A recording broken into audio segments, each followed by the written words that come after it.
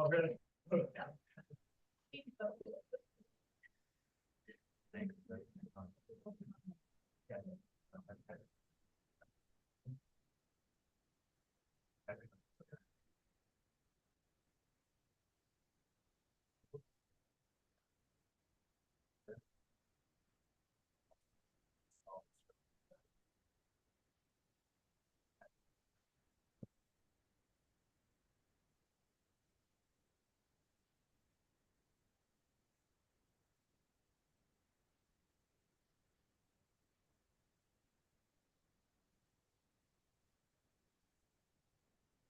Yeah. Yeah. Are you guys in session on the week of the 24th? Oh, okay.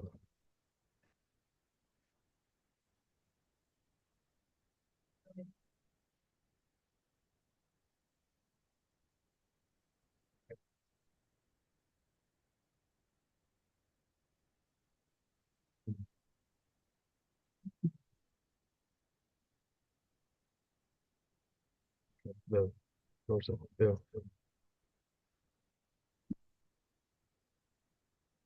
Yeah, sure, a lot of, at least for, yeah.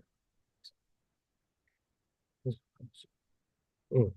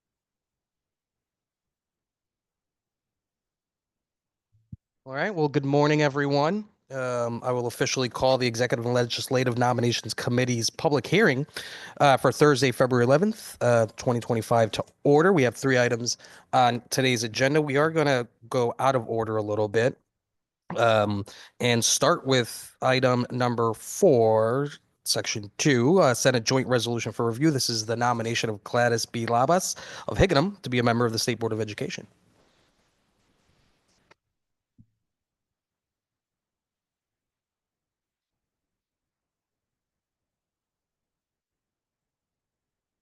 Good morning. Good morning. If you can do me a favor and raise your right hand. Do you promise, swear, and affirm to tell the truth, the whole truth, and nothing but the truth? Yes. Wonderful. The floor is yours for any opening remarks you might have. Okay, thank you so much. Good morning, Senator Duff, Representative Concepcion, Senator Looney, Representative Godfrey, Senator Kelly, Representative Yacarino, and distinguished members of the Executive Board, Executive and Legislative Nomination Committee. My name is Gladys Labas, and it is an honor and a privilege to be nominated by Governor Lamont. I thank the committee for the opportunity to share my interest and desire to serve as a board member on the State Board of Education. I was born in Cataño, Puerto Rico. I was educated in Puerto Rico, and I attended and graduated from the University of Puerto Rico with a bachelor's in Spanish and English.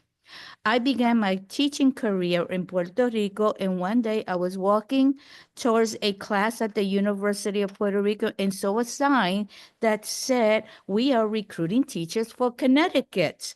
I kind of knew what Connecticut was because I have an aunt that lived here.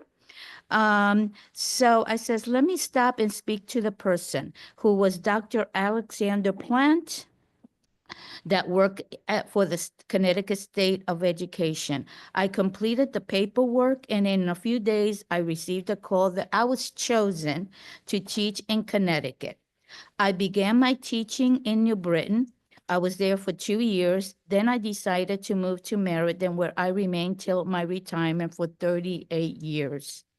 I was a bilingual and special ed teacher at John Berry Elementary School, bilingual director for the district, assistant principal at Washington Middle School, assistant principal and principal at Maloney High School. I also received from the University of Connecticut a master's degree in special education, my 092 certificate, and leadership, and a PhD in linguistics. As a principal of an urban school, we had a very diverse student population. Our high school had the highest state test scores for an urban district. This was due to collaborative work and professional learning communities that we address the learning needs of our students. I was also involved in creating the first law of bilingual education in Connecticut, which Mr. Tomas Miranda, with Representative Maria Sanchez, chair. And in 2015, I co-chair with Dr. Miguel Cardona the revision of the law. I have served various boards such as the Connecticut Association of Schools, CAS, Connecticut Association of Latino Administrators and Superintendents, Connecticut Association of Bilingual Bicultural Education. I also serve in various boards and councils as indicated in my resume. As a lifelong educator with experience in curriculum, evaluation, and leadership, I believe I'm a valuable resource to the State Board of Education. If appointed, I will continue to serve with the same passion and dedication I have shown. I thank you for your time, consideration of my nomination. I look forward to answering any questions you may have. Thank you. Thank you very much, Dr. Lawas. Good to see you. Congratulations on your nomination. Your story is very similar to my parents, where my father was a teacher in Calle, Puerto Rico, before being recruited here to teach in Hartford. So certainly appreciate all your efforts on doing things, and especially on the bilingual side. I wanted to start off with that. When I moved from Puerto Rico here when I was 4, I was part of the bilingual program here in Hartford, which obviously helped assimilate me to the culture, to the language, all that stuff. Do you happen to know, is there currently a bilingual, do they still teach bilingual studies here in Connecticut? Oh, yes, of course. And would you continue to support that throughout your Of tenure? course. Anyone, any district with 20 or more of the same language, that's the law that we put through, must have bilingual education. And one of the post-COVID, one of the things we worry about the most is students' mental health. Can you talk a little bit about what the board's responsibilities should be when dealing with students' mental health? Now that with some the 2 years that we're essentially COVID, we've seen a lot of influx in issues there. Yeah. I would need more information, data on it, but what we need by mental health, because we always had in schools, we always had those issues. However, we need to provide students the availability and communicate with parents. Have a parent engagement is important to address those issues. And provide the, as a building administrator, which we had those same issues, is provide a place for students to go and talk to someone, and also open our doors to the community so they could assist with these issues. That's great. And I mean, again, you're a perfect example of what I think the state's trying to do when we're talking about recruiting more minority teachers. And so, what can we do a little bit more of? Are we out, recruiting in Puerto Rico like we were back in the late 70s and 80s? I believe we're recruiting more in Puerto Rico, but they're also having issues maintaining teachers. And also in the Dominican Republic, we've been going to, and other islands. But right now, recruiting of teachers from Puerto Rico is still is happening. And one of the reasons I think we need to recruit, but we also need to retain teachers. And I think the way districts, at least one district that I know of, when you recruit, you need to retain. So you have to provide those teachers with assistance, just like I had when I came here. At that time, the person that recruited me made sure I had a place to live, a safe place to live. This is what happens in schools here. They train us because this is a different culture. Even though we're part of the United States, Puerto Rico still follows a very much more European tradition. So here we had to get trained to what it looked like to be in a school here. And that was interesting. I appreciate that. Again, I might have another question or two, but congratulations on your Oh, thank you so your much. nomination. Look forward to supporting you with that. I'll turn it over to Chairman Duff. Thank you, and good morning. Good morning. Congratulations on your nomination, Thank and thank you. you for your testimony. Can you talk to us a little bit about some of the work that the Board of Education is doing, and what are some of the challenges that are before you right now that you're dealing with? The challenges? Yeah, some of the challenges. What are some of the bigger challenges that you think the Board of Education is Well, working on we right now? always had challenges.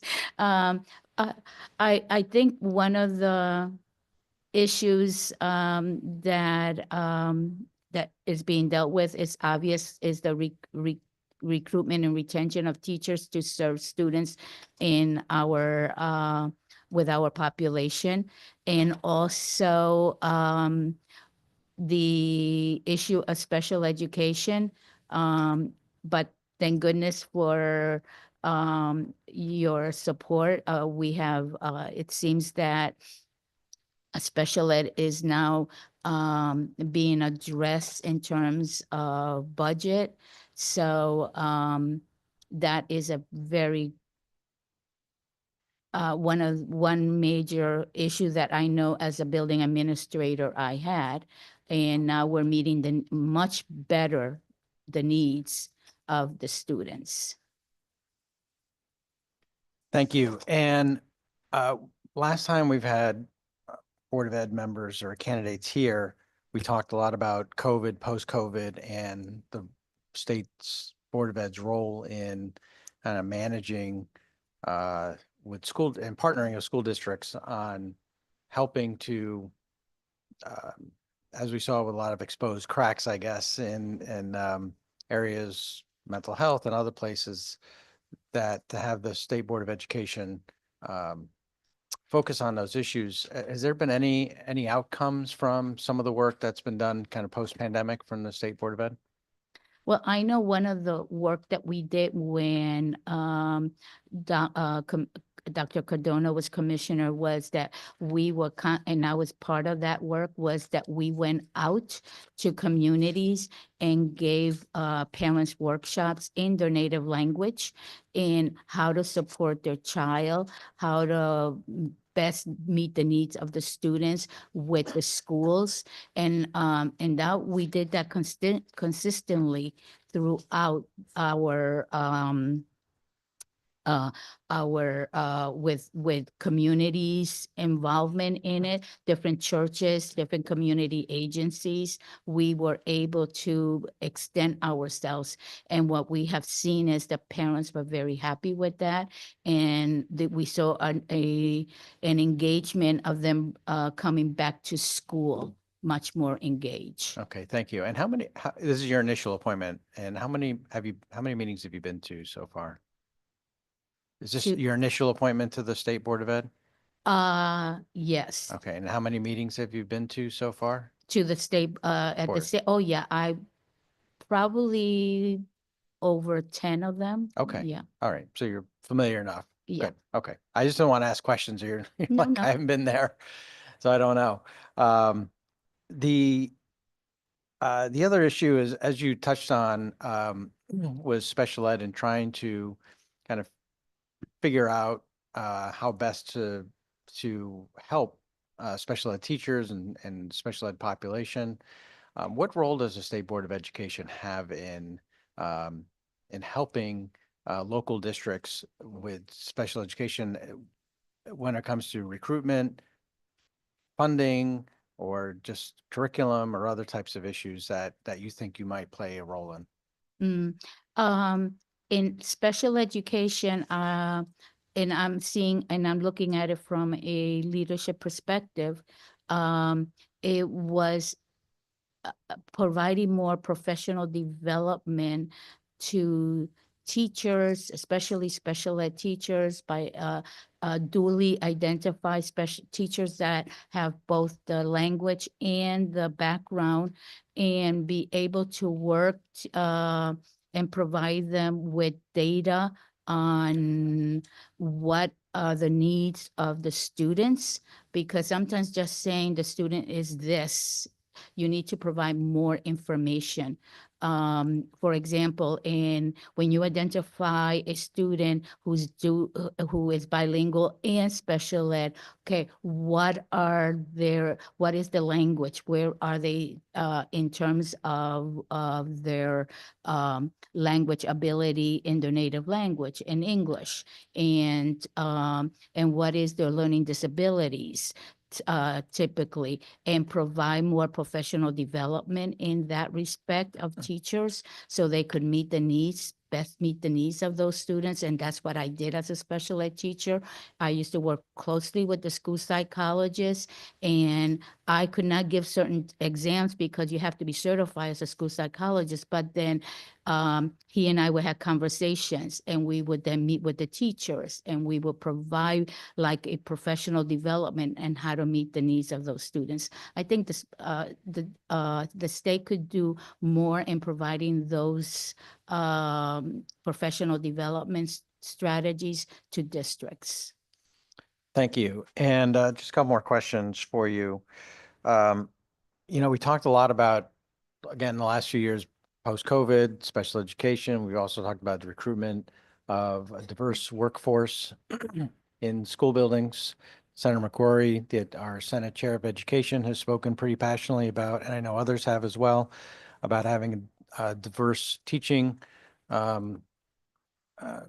group in school districts so that students can see teachers who look like them. And what role is the State Board of Education playing to diversify our teacher workforce Well, and administrators? yeah, I think they started already doing that in terms of the certification, because now teachers that come from Puerto Rico and other states are able to come, they don't have to go through another process of certification. They accept all their paperwork from Puerto Rico and I think 3 or 4 other states, and we call that I can't say the word now. So thank you. And especially from Puerto Rico, because when I came from Puerto Rico, I had to go and get credentials here in one of the universities in Connecticut, while I had already done that in Puerto Rico. But then for that person, Dr. LaPlante, he was the one that helped us and connected us with a university, so we could do that type of be certified. But now that we have that was a big step for the state. That really is going to be very helpful. Okay. So I would say that was a good thing.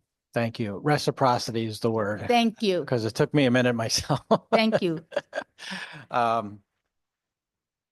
Last question is, there's a bit of uncertainty right now coming from Washington with regard to the Department of Education and funding, Title I funding. Is there any guidance coming out of the State Department of Education, the Board of Education, or planning on what could be, what might not be? We don't know, but there's going to be a role there for the state to somehow react to what could be changes or may not be changes. We don't know yet.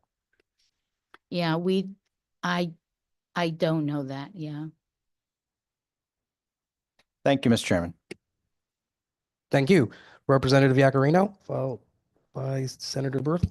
Thank you, Mr. Chair, and thank you for being here. And this, I read at your initial appointment. I have a couple of questions.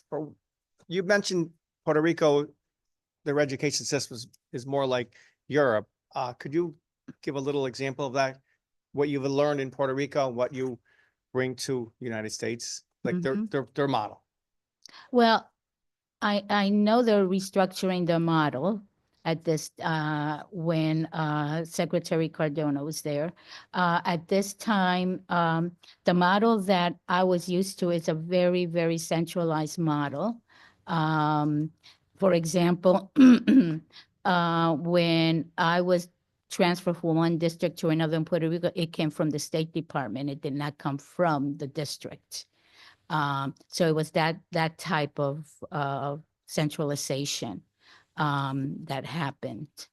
And that's very different from here. And that's something I had to learn here. Yeah. That districts make their own choices. I'm sure you, thank you. I'm sure you know about the young girl in Hartford that graduated, but she can't read.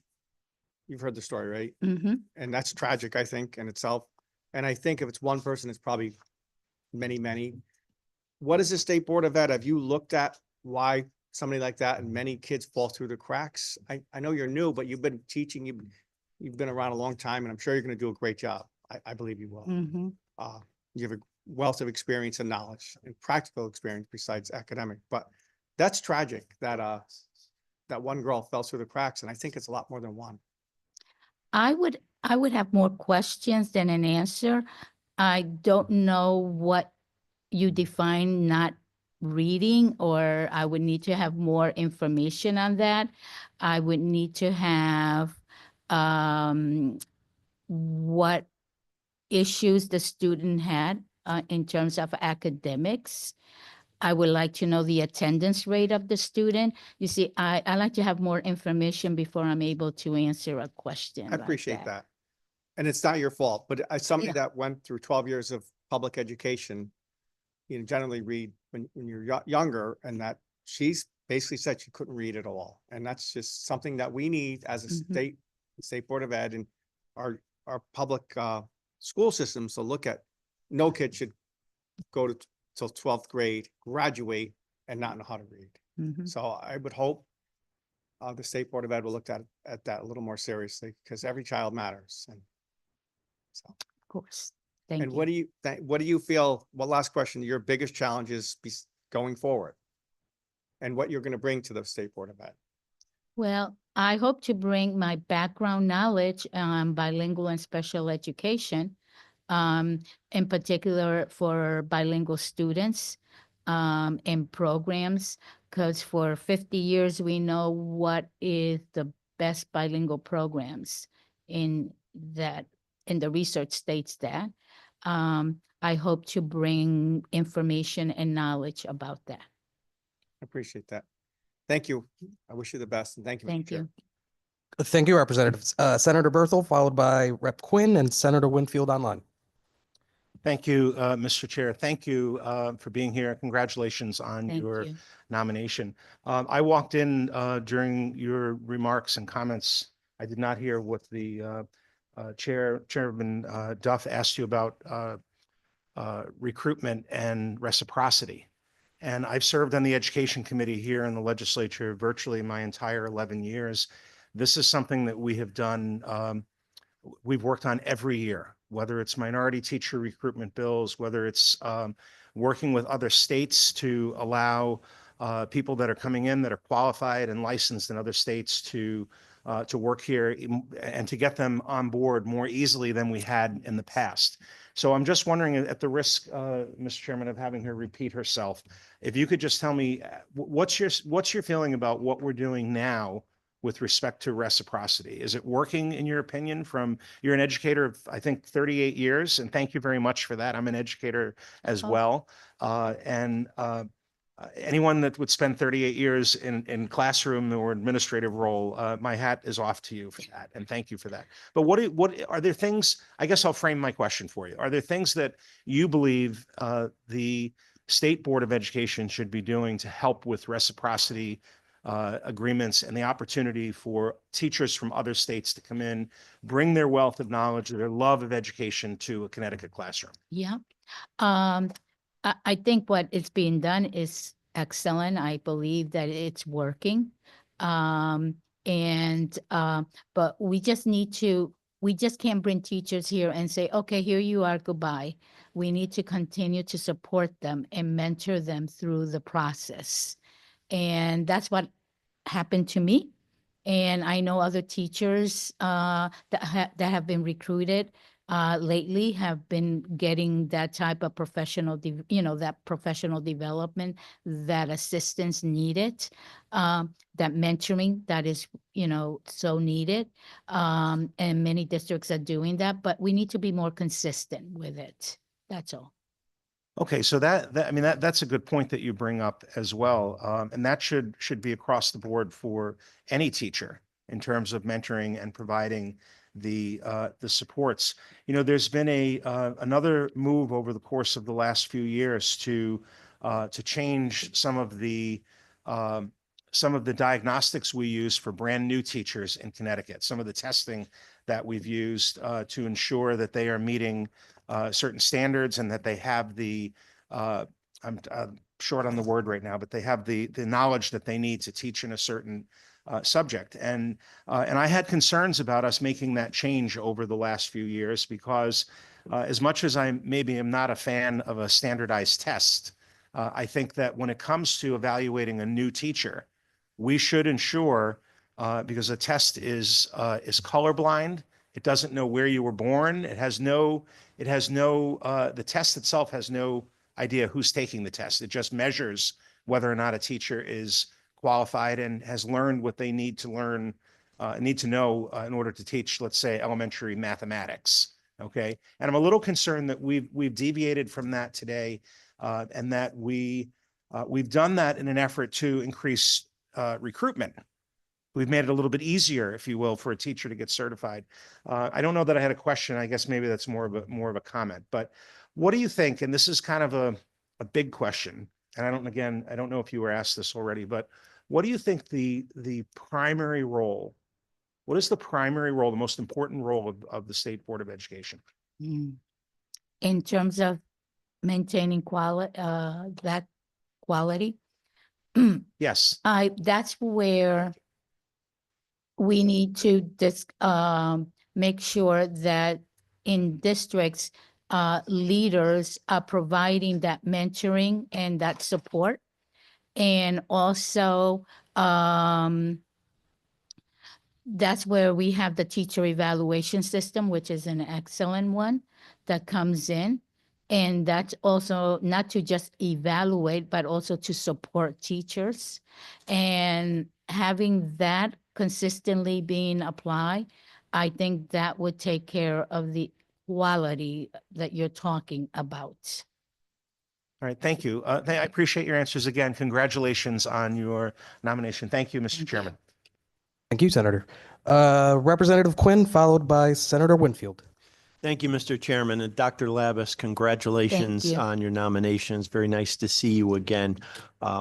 I left the Meriden school system in '82 to go to high school in Wallingford, so I missed out on having you as a teacher or a principal. But you did get my brother out of Maloney within 4 years, which, Yes. which my family is eternally grateful for. We thank you for that.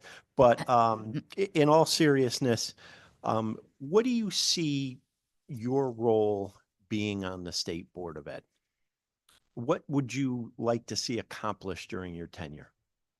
Well, I would like to first listen to what the issues are. I like to hear what other like districts, what issues they're having. I like to hear more from superintendents, principals. I want to know what's happening out before I answer a question. I want to get data from them and see what are the issues that they like to see the state board look into. Collect that data. But normally we need to address as a state board of it, we need to address the opportunity gap that we have, obviously, and see what kind of programs we could districts have and how we could address those issues. Do you think that our students have caught up from the 2 COVID years? Which really disrupted the education system. According to the data, they have moved forward, but not enough. And we certainly need to do more of that. And for that, we need to look at the research and look at what programs are research-based that we could apply in districts. And that is, and be consistent with in applying those research-based strategies. All right. Thank you very much. And again, congratulations on your nomination. Thank you. Thank you, Representative. Senator Winfield, online. Thank you. Can you hear me? Yep. Okay. Thank you very much, Mr. Chair. And I don't have questions. I just want to say that I don't normally at these types of hearings speak to how good and important it is for an individual to surpass the question and answer and be voted on. But I will hear, because I happen to know Dr. Labas, and I know how important and good her work has been to the stuff that we do. She's being a little bit humble, but I was the first chair of the Minority Recruitment Teacher Recruitment Task Force a long time ago, and we took some counsel from her. I also did some work on bilingual education, and again, there was a counsel that we got from her. A lot of folks in the education space have taken counsel from her, given the number of years she's been involved in the system and the broad experience that she's had, not only in K through 12 education, but in higher education. She has experience that we don't always see when we have folks who we're going to put on the Board of Education. She's the godmother, if you will. She's been called La Madrina because of her vast experience. And Connecticut would do well to appoint not only her, but people, and there are not many, but people with that type of experience. So I'm always vocal about what we do, usually not in the most positive way. But I'm glad to see Dr. Labas sitting there today, and we'll happily be voting for her when the time comes. Thank you, Mr. Chair. Thank you very much, Senator. Representative Haynes. Good morning. Thank you, Mr. Chair. Good morning, and thank you for being here, and congratulations on your nomination. One of the things that the tasks in front of the State Board of Education is adjudicating in front of 4 magnet schools, interdisciplinary schools. Just your thoughts on those schools, and are there benefits? Are there not benefits? What are your thoughts as a future member of the board as to when these schools come in front of you, whether or not they're good or bad? Or I have to say students should have choices, options, and I think that's a good thing. The only thing I would say is that those type of schools need to have an oversight, just like any other schools have in any districts, and that's important. And also, like, their high schools need to be just like any other high school, have an EAS accreditation process and so on. And that to me would be the only difference. I would make sure that that would be happening. yeah, excellent. Thank you. The schools that I particularly am interested in myself is we used to be on the higher ed committee. I'm also on the education committee, and the trade schools and how much play they get within our educational system. So when kids are in the junior highs or middle schools, are they getting are they hearing about these magnet schools? Are they hearing about the trades as much as they should be? And I think it's happening more and more, but I would love to it happen even more. So I'm wondering if the State Board of Education can help with that and make sure that our students are aware of all the options and all the school choices and Absolutely. yeah, and their path to the future and their careers. So Absolutely. thank you for that. Just because I'm a huge proponent of that. And then just my last question, Mr. Chair, if you don't mind. We talked a little bit about bringing teachers from other states or from Puerto Rico and what we need to do to retain those. What can we do as educators here in Connecticut to increase our own students to become teachers? And what role can the State Board of Education do for that? Hmm. We've been working with that, even when I was a principal, trying to get students engaged in teaching, and many of them did go that route. But it has to start in middle school, the conversation, not just in high school. And they have to hear information. They have to be provided also. I know a student said to me, well, if they could help me with my tuition, that would be good. And they could continue to work on their teaching degree certification. But again, many of the students I talk to, it's an issue of, helping in the family plus going to school, and they need assistance with the tuition. Yeah, thank you. Thank you for that. That's what I heard. Yeah, I've been on education for the 8 years that I've been here, the 7.5 years I've been here.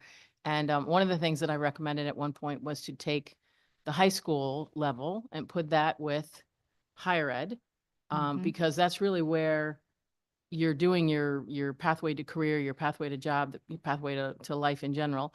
And that, to your point, in the middle schools is really where we need to start doing more of the prep and the understanding. And then with these trade schools that we have, and maybe we should have a junior teacher trade school, and they can try it, and they can always go back to a different high school or back to their public high school. But maybe that's a place where we can further instill that idea that, well, you could become a teacher and you could teach right here in your school that you just Right. went through, that there were no teachers that look like me.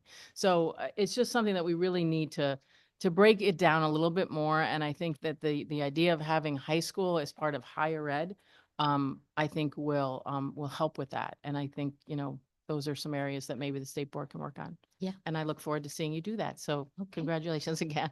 Thank Thank you. you, Mr. Chair. Thank you, Representative. Yeah. Representative Nuccio. Thank you, Mr. Chair, and welcome. So I have been asking kind of the same questions of everybody on the State Board of Education. I'm very concerned with a couple of things. One is the technical schools and ensuring that we actually have teachers for classes, that we're actually getting kids. I would love to double the amount of seats in technical schools, but I have no confidence that right now the kids are getting the education that they need to go out and actually get into the workforce.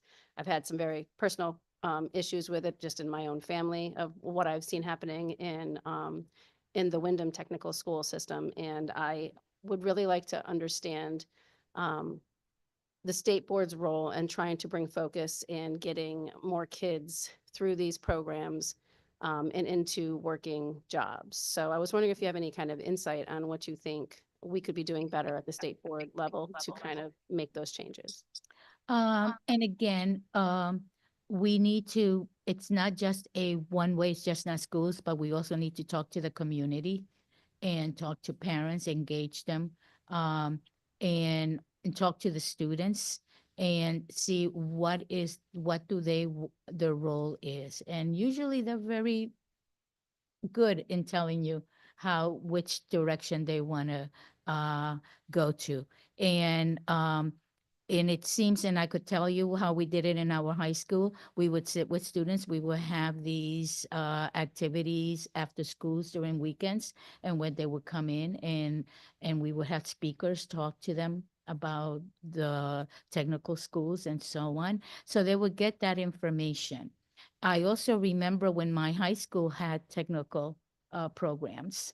And we would have all, auto mechanics in one section of the building and some carpentry in another. And that was very helpful too and interesting. And it was just the beginning. It's not and then they could decide one way or another if they wanted to continue in a technical high school in another technical situation. And so that was very helpful. So I would maybe see how we could connect more with the technical schools and the high schools. And we did that in Meriden, and where we connected with with the technical school that we had there. And they would come in again, talk to the students and engage them. Just like we did with the universities, we will have many universities come to our high school and speak to the students and provide courses for them at the high school. And that could be done. You don't need a major law on that. That is easily done. So is that something that you would advocate for bringing technical classes back into the high school arena or I even s- in the middle school? I arena? saw that as an important component in my high school. I did Yes. too. I definitely did too. I was a student in the 80s also. We went through all that. And I think it's something that we've lost in the public school system. My concern with the technical schools, though, was that there aren't enough teachers to do the technical classes. And you've got kids who are literally at 18 months not learning a thing. And that's a concern for me, especially when their whole drive is to get kids out and into the workforce. So I would just really ask that we have some continued focus on the technical schools. And then the other question that I have for you, ma'am, is if you look at going back, I've been trying to dig in and do my own research here. And it's a kind of a mantra of government messing around with education. But if you go back to 2007, back to No Child Left Behind, we've consistently seen test scores drop. People talk about getting back to pre-COVID, but even pre-COVID was significantly less than it was in the early 2000s. And I know there's an entire group of people that say, we can't judge kids by test scores, and I agree with that, but life tests us. And, when you go to work and you have a 40% pass rate, you're not going to keep your job. So I'm really concerned with what we're seeing in test scores in the state of Connecticut, the testing average, and then the testing in quite a few of our towns, our rural towns, our cities, and where we're seeing a dramatic I would, I don't know how anybody who has a 28% test rate in English and thinks that they're being successful, even a 60% pass rate in English. You get a 60 on a test in college and you're failing. You put in 60% of amount of effort at work, you're not getting a raise. So I'm very concerned with the direction that we've been taking in this state from an education point of view with math and English test scores and that. And I'm wondering what the State Board of Education is doing to try to turn that around. I don't have data on that. The thing that I could say is that No Child Left Behind, I was still in education at that time. And the thing that we need to do is at least begin to look at what do we want our graduates to have? What are we looking for in our graduates? I want them to be able to read, ma'am. Yeah. And again, the strategies that we use are critical.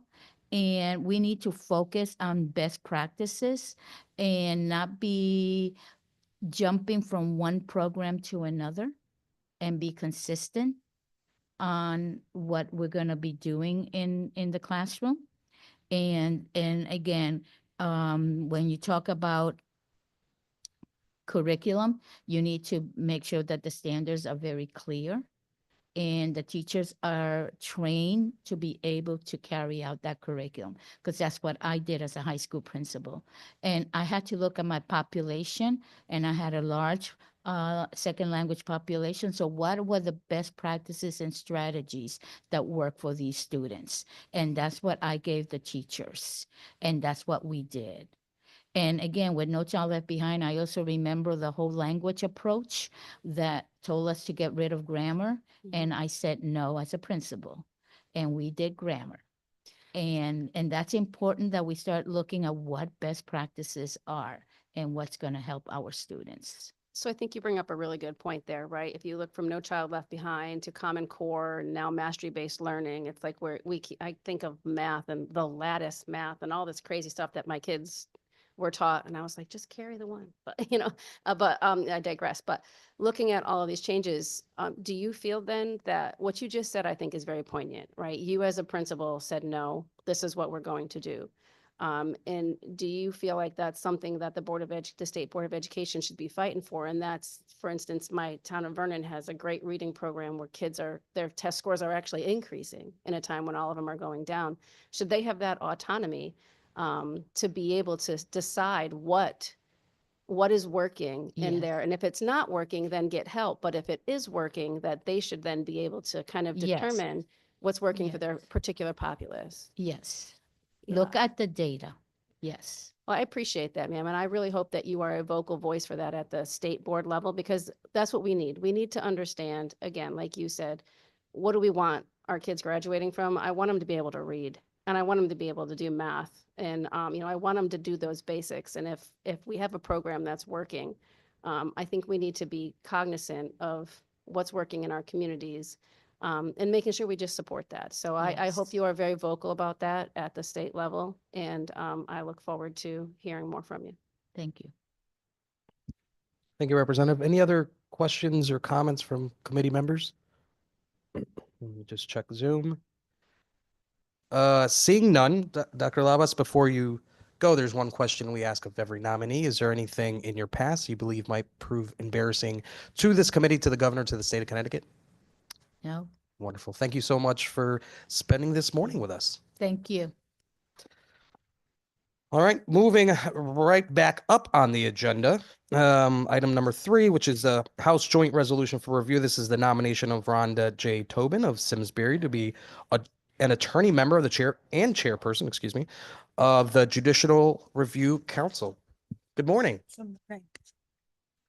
If you can raise your right hand. Do you promise, swear, and affirm to tell the truth, the whole truth, and nothing but the truth? I do. Wonderful. The floor is yours. Thank you.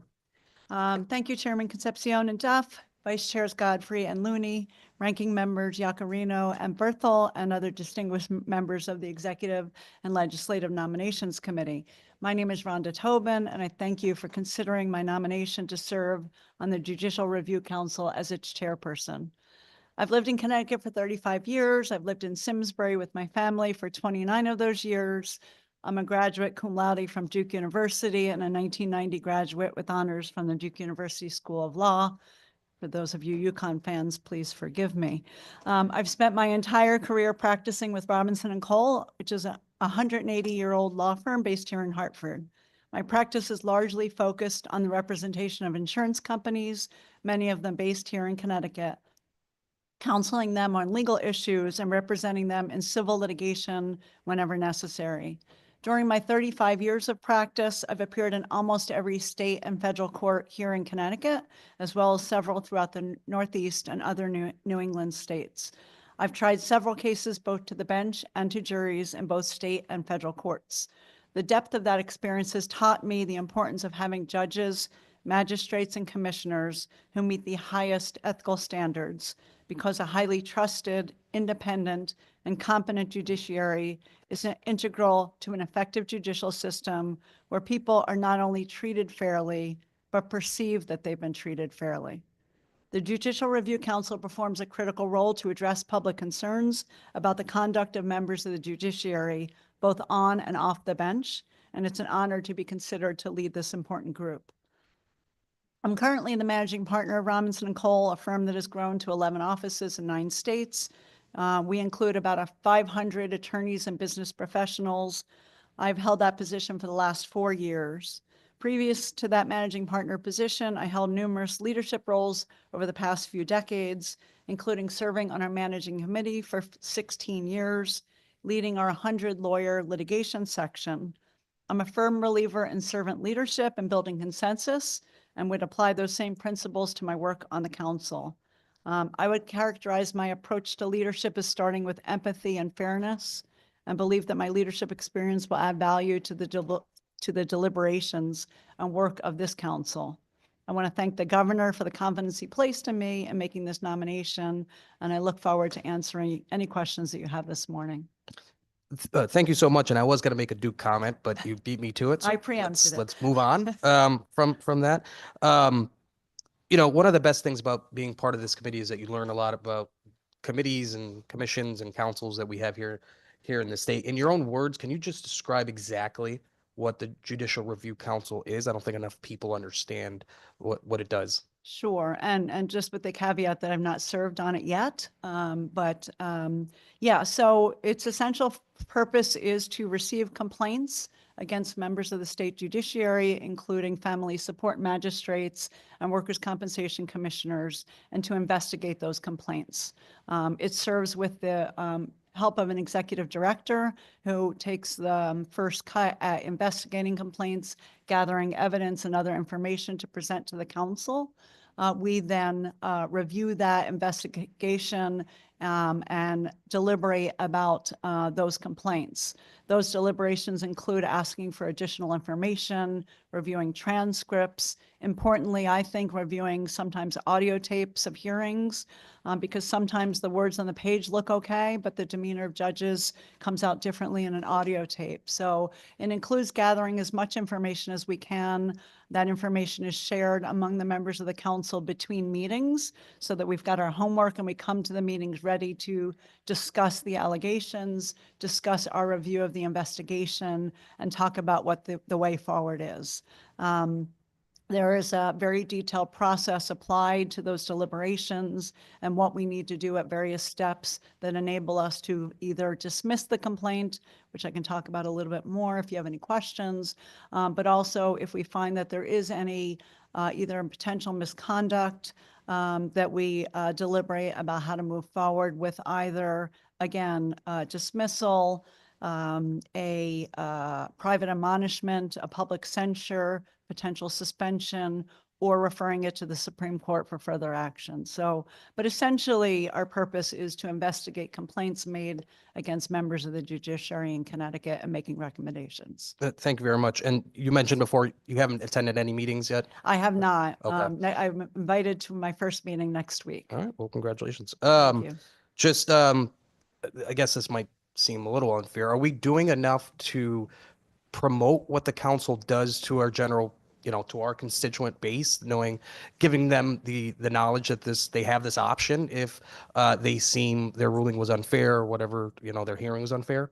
I think it's a good question, and I tried to, I actually just did some Google searches on the Connecticut.gov website, complaint against a state judge, to see where it would take me. Happily, it does take you to the Judicial Review Council, and there is a handbook of information that applies to educate people about how they can go about filing a complaint. So the only thing that I could think of that isn't being done is on the actual complaint form itself. There's not really a disclosure about the purpose of the complaints, that it's not to appeal a judgment that you didn't like or a decision that you didn't like, but it's really about misconduct. But if you look at the brochure that's available on the website, as well as the handbook available on the website, it does have very good information to allow complainants or litigants to know what's afforded to them in terms of their rights. Appreciate that. And my last question, I guess, might also be unfair, but OLR gives us some great information on the work of the council. And one of the stats that they provided to us is that complaints to the council have increased from 102 in FY 2022 to to 225 in FY 24. Do you, again, knowing that you're not part of the council yet or haven't attended any meetings, do you have any explanation for that? Are we making it easier, to my last point, on individuals to be able to know that this is an option for them? Yeah, it's hard to know. I did look at that. I looked at the annual reports for 23 and for 24 to try to figure out if there was any data in there that might lead me to explain that jump, whether it was certain categories of complaints that were being made. So hard to know if it's either one, to your point, which I hope, is that people are more aware of it and taking advantage of it. Or two, I do have a concern that there are increased attacks on our judiciary, not only here in Connecticut, but nationally, about, political accusations based on who appointed you or how you were elected.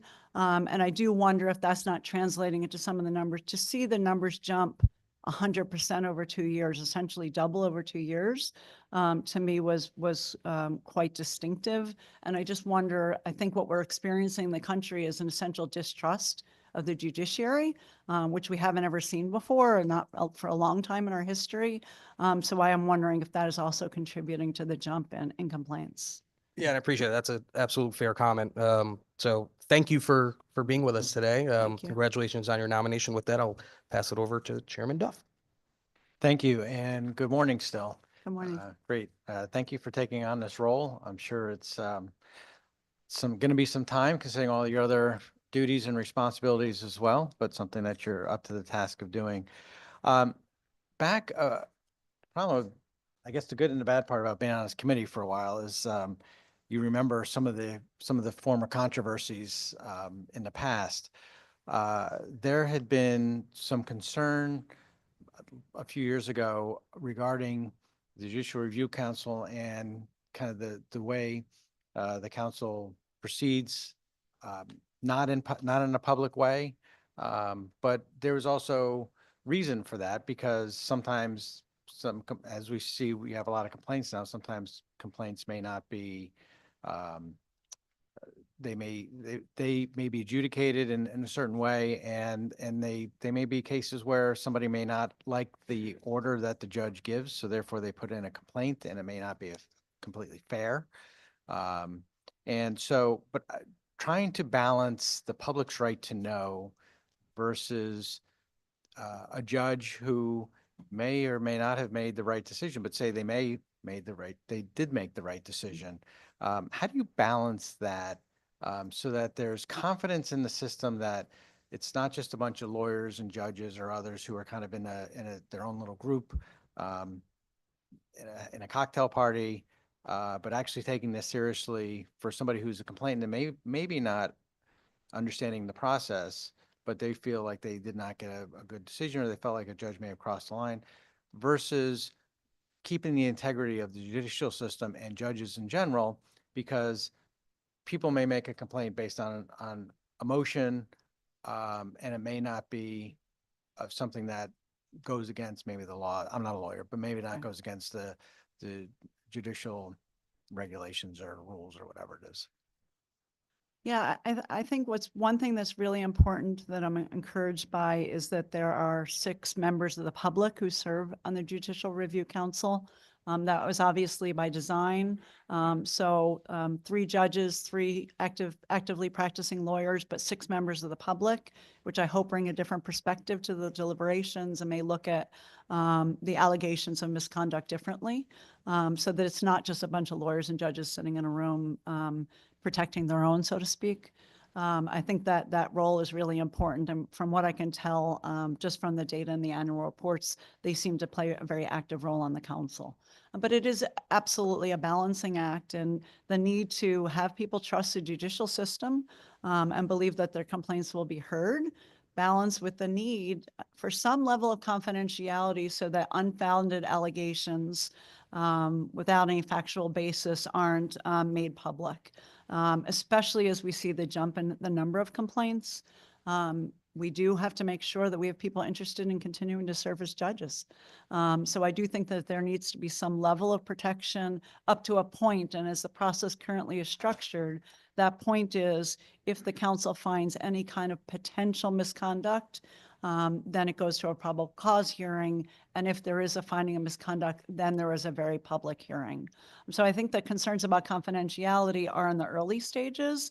But if there is any real meat to the allegations, it does seem to me that following a probable cause finding, there is that public hearing, which can air that more publicly. Thank you. And I appreciate that because I do think it is, as you just mentioned, it's a balancing act and making sure that we are being fair to everybody and that there's confidence in the system. If somebody feels aggrieved and there's also a judge doesn't feel threatened, Because for all of us, we worry about security, our own personal security, and we've seen judges who have had, people come to their door, and it's not unusual for that to happen, whether it's in Connecticut or some other state. So we have to be mindful of all those things and not just one angle, but multiple angles on it. And I know I feel based on that answer, I feel confident that you understand the balancing act as how it proceeds, and just to keep that in mind so that we don't lose the confidence of the integrity of our judicial system, just like we always want to protect our institution here in the legislature, and that we are doing everything we can to gain public confidence at the same time. So thank you for, again, your willingness to serve on this council. Appreciate it. Thank you. Thank you, Mr. Chairman. Thank you, Senator. Senator Berthel. Thank you, Mr. Chairman. Congratulations on your nomination, and thank you for the willingness to serve. Your background, as you explained to us, is clearly very impressive and seems as though you are highly qualified to sit in this very important role on the council. As the good chair spoke to, we're provided with some good questions to ask you from OLR. And I think in the context of what Senator Duff just spoke to and asked you about, one of the council's duties is to make recommendations when a judge has been nominated to serve on a different court, or when a judge, family support magistrate, or administrative law judge is up for reappointment.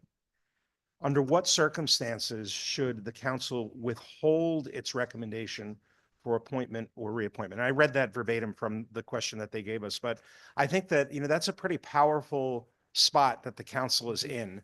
A judge that has been appointed by the governor to be promoted, if you will, to a higher level of court or a different court, perhaps because of their stellar performance in the current court, whatever the reason is for the governor to make the appointment. When would you, and I know, again, you have not yet been to a meeting, but what do you feel would be the, I guess, why would you not make the recommendation, or would you suggest that a judge not be moved?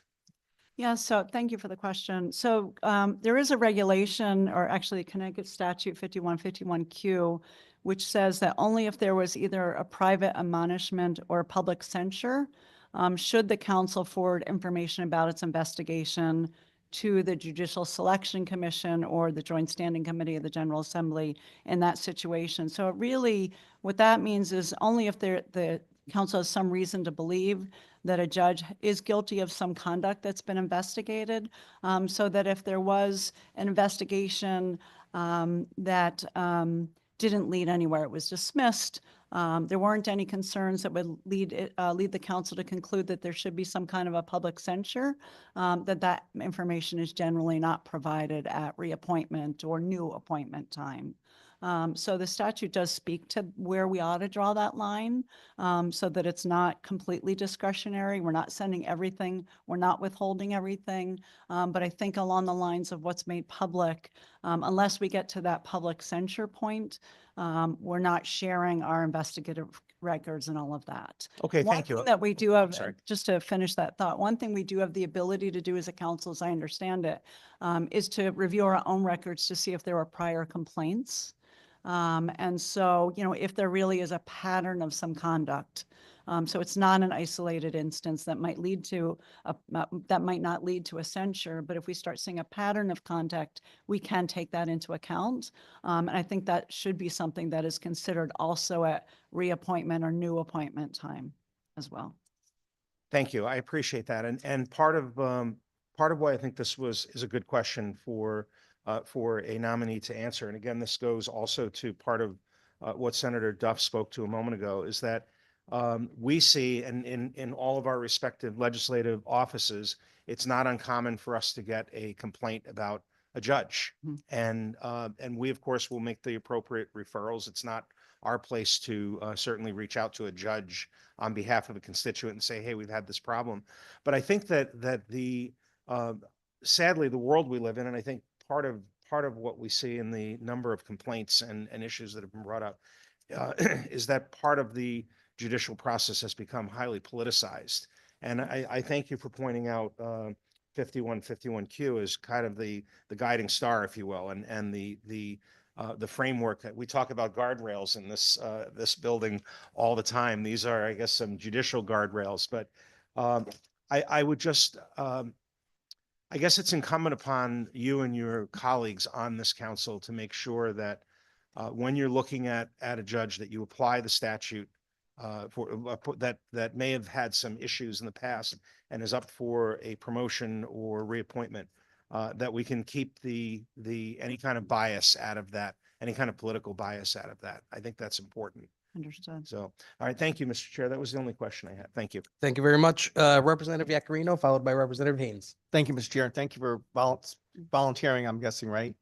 Did you ask for the appointee? Did you advocate for yourself, or the governor just chose you? No, I was just called. He called you? Actually, the lieutenant governor called me to let me know that the governor was interested in nominating me. Thank you. Thank you for stepping up. So on the board, is it rotate like every 4 years or every 2 years? So you have different members?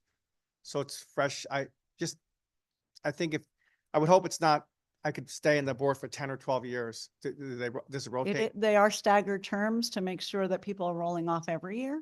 And that applies to all of the regular members as well as there's 12 regular, 12 regular and 13 alternate members who fill in when a regular member is unable to attend a meeting or vote. But they all rotate regularly. And there are finite terms without renewal. So there is a constant refresh of the people on the council. I think that makes sense. And I didn't know if that was the case or not, Yeah. but I think it's important because agree. it keeps you fresh as far as your outlook on, or not, your outlook on your process.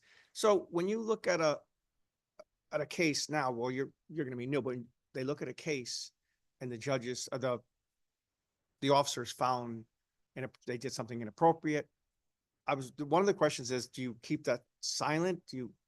Or is it just up to the officer to release the information to protect themselves, to vindicate themselves, or just to have transparency and sunshine? Yeah, so I mean, the regulations and statutes are pretty clear as to when we transition from private to public. The judicial officer always has the right during those confidential hearings to ask that they be made public if they want. So the respondent is able to request that. Otherwise, until we get through a probable cause hearing and find probable cause, it is private. And if we do find probable cause, then we move to a public hearing. So that is not discretionary. That is all mandated by statutes. Right. I mean, I'm old enough to like judiciary branch to me was always like the shining light in our government and there has been tainted somewhat. I'm not to the judge's fault, just the way I think our society's becoming. But I think we need anything to shed sunshine, light, and on a process that's vitally important to our well-being of this great country.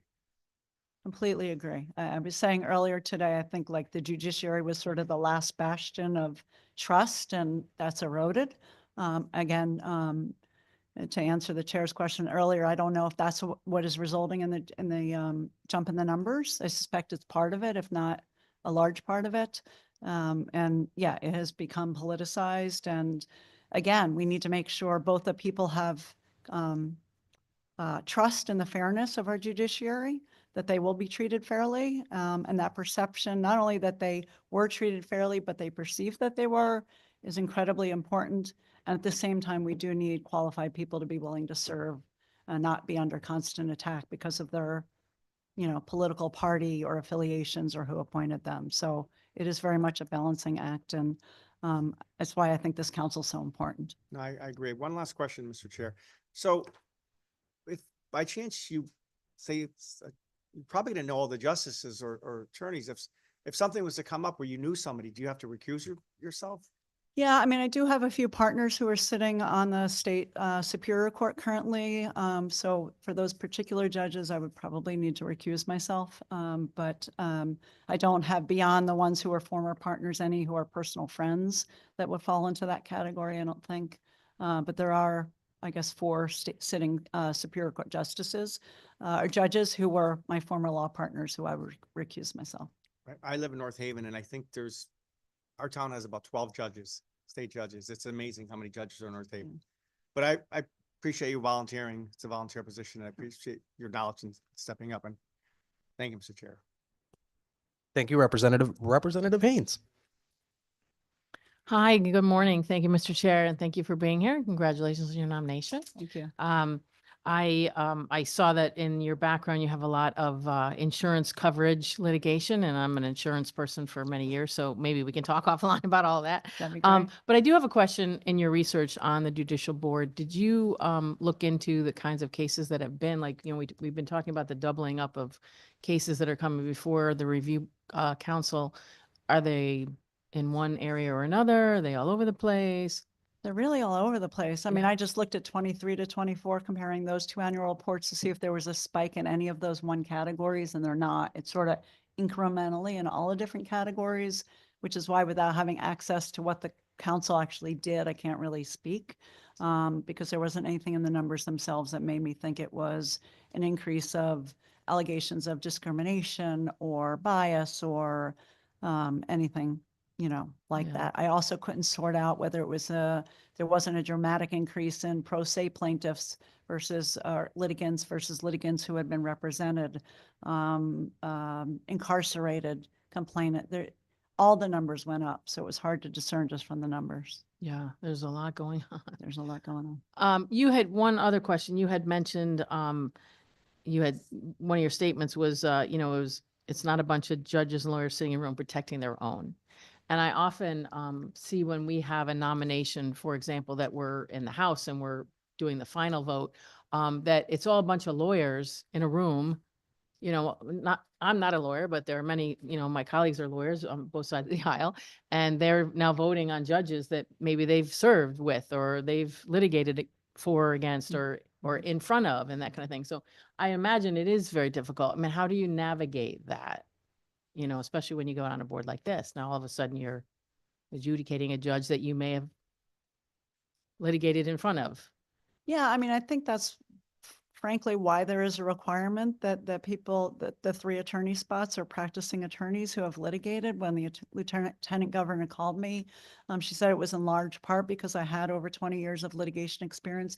You want people who have that kind of litigation experience to be vetting, because we've all had personal experiences of whether we thought things were being handled fairly or not fairly, taking away the merits on judicial temperament and all of those issues. And again, I think it's really important that you have 6 members of the public, but I think having the 3 attorney members of the council be people with a lot of litigation experience who've appeared before a lot of judges, I think is really helpful when you're trying to sort out temperament and potential bias issues.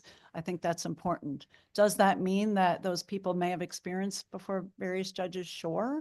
But I see that as an advantage, not a disadvantage. I understand the potential concern. I think when those relationships turn into friendships, it's a different issue, and it goes to the question about recusal. But I think familiarity with a judge isn't necessarily a bad thing, so long as you're open-minded and willing to be convinced of misconduct, even though you didn't experience that when you appeared before that particular judicial official.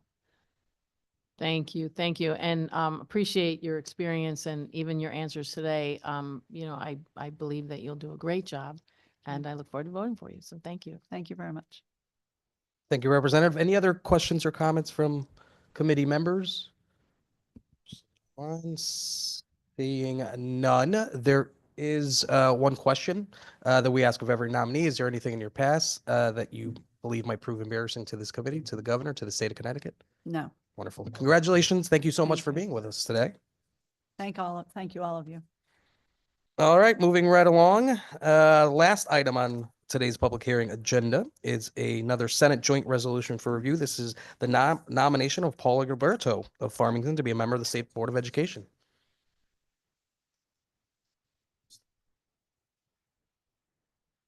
Good morning, Paula. Good morning. If you can raise your right hand, do you promise, swear, and affirm to tell the truth, the whole truth, and nothing but the truth? I do. Wonderful. The floor is yours. Thank you. Well, good morning, everyone. I would like to thank Chairman Concepcion and Duff, Vice Chairs Godfrey and Looney, Ranking Members Vaccarino and Berthel, for the opportunity to meet with you today and discuss our mutual commitment to the education of Connecticut's preschoolers, children, youth, and adults. My name is Paula Gilberto. I'm a lifelong Connecticut resident, raised in New Britain, currently living in Farmington.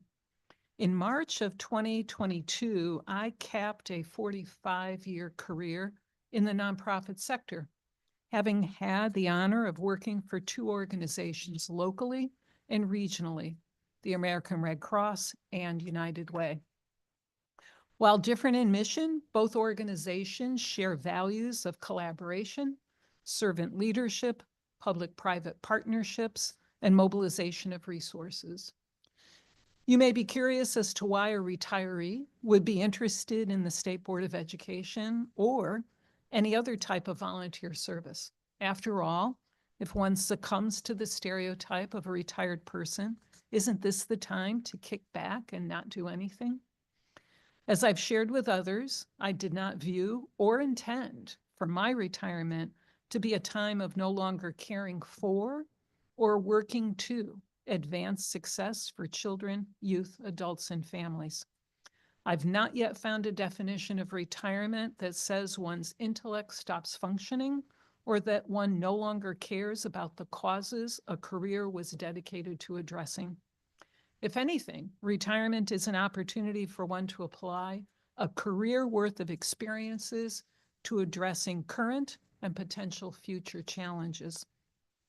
Throughout my career, closing gaps and creating opportunities for children, youth, adults, and families has been paramount.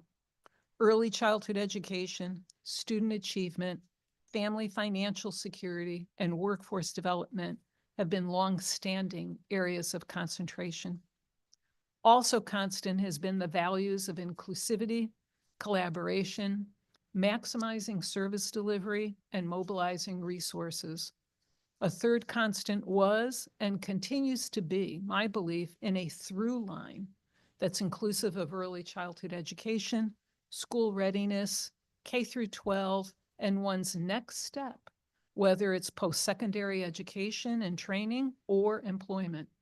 And by through line, I mean the recognition that these developmental stages are interdependent, requiring a holistic view, as described by the State Department of Education, of every student being prepared for learning, life, and work beyond school. I'm honored by the nomination and would be further honored and humbled to be appointed. You have my commitment that if appointed, I will bring the same energy and dedication to this volunteer service that I brought to my work career. Further, you have my commitment of working collaboratively with the governor, with all of you, the rest of the General Assembly, the State Department of Education, and fellow Board of Education members. Thank you. Paula, thank you. Congratulations on your nomination. I've had Thank you. the pleasure of knowing you for several years, and when I saw your name come through, I was extremely excited, and you know, especially with your work throughout with the United Way. Can you talk a little bit about your experience, kind of heading that organization and how that impacts, or how you're going to bring that experience into the Board of Education? Because you touched on a lot of things that the United Way touches, Yep. as well as the Board of Education. So it really does collaborate really, really well. Absolutely, and thank you. I think a key piece of working with the United Way, along with the American Red Cross and so many other partners, has to do with, are we really improving outcomes? Can we measure? Can we track progress? Can we learn from some of the obstacles that come along the way? And with that, what I've learned is that this really is about establishing public-private partnerships. This is how business, municipalities, the state, nonprofits work together collaboratively. No one of us, big lesson at United Way and one of our credos, each of us alone can only do so much, but all of us working together really can advance success for others. Another key component with respect to United Way has to do with mobilizing resources, both human resources and financial capital. How is it that we go about maximizing service delivery? And by that, I mean efficient use, alignment, and integration. And then again, recognizing the interdependency here, right? So specific to United Way, I worked very closely with several school districts, the Consolidated School District of New Britain being one, not only because it was my hometown, but also because of the needs and the opportunities there. With that, helping to establish the Coalition for New Britain's Youth and how we brought together nonprofit providers, philanthropy, to work with the district on early childhood education, school readiness, parent engagement. We also partnered with that school district to establish the summer enrichment experience to address the prevention of summer learning loss. With Hartford School District, we worked extensively in terms of ensuring that any extended day programs by nonprofits and summer programs were clearly in alignment with the district saying of working with struggling readers, children that may be behind, but how could we advance this? We established community schools in Hartford. Again, a collaboration of the district, of nonprofits such as United Way and the Hartford Foundation, as well as nonprofit organizations. Also introduced national partnerships to these school districts. So we brought in Boys Town, which has a national model called the Well-Managed Classroom to address student behavioral issues and social engagement. We brought in the National Campaign for Grade Level Reading to address third graders not reading proficiently by the start of their fourth grade. We brought in Attendance Works. We worked and have launched, and with the support of the Assembly, General Assembly, a literacy program, Dolly Parton Imagination Library, to help build home libraries and foster family literacy. So it's this combination of working directly with districts, with superintendents, with school principals, teachers, paraprofessionals, the unions themselves, right? Nonprofits, municipalities, how do we work together effectively to advance our common goal that we want every child in this state to succeed academically and in what comes after their schooling. Thank you so much for that. One last, I guess it's more of a comment than a question. We had before us at our last meeting 2 non-voting student members that answered some of our questions, and they were, it's safe to say, I mean, some of the most talented individuals that I've come across. It was very very enlightening. So I guess my comment is I'm hoping that the board, not just for them, but for future non-voting members, really takes into consideration just because they're not non-voting, but takes into consideration some of their recommendations, some of their suggestions, and really involve them in whatever policies are coming out of the Board of Education, because I think obviously they're in it and they are the talent that we have here in the state, and trying to retain and attract those young minds. I'm hoping the Board of Education really does support them in whatever way, shape, or form. Yep, absolutely. It's the lived experience of students,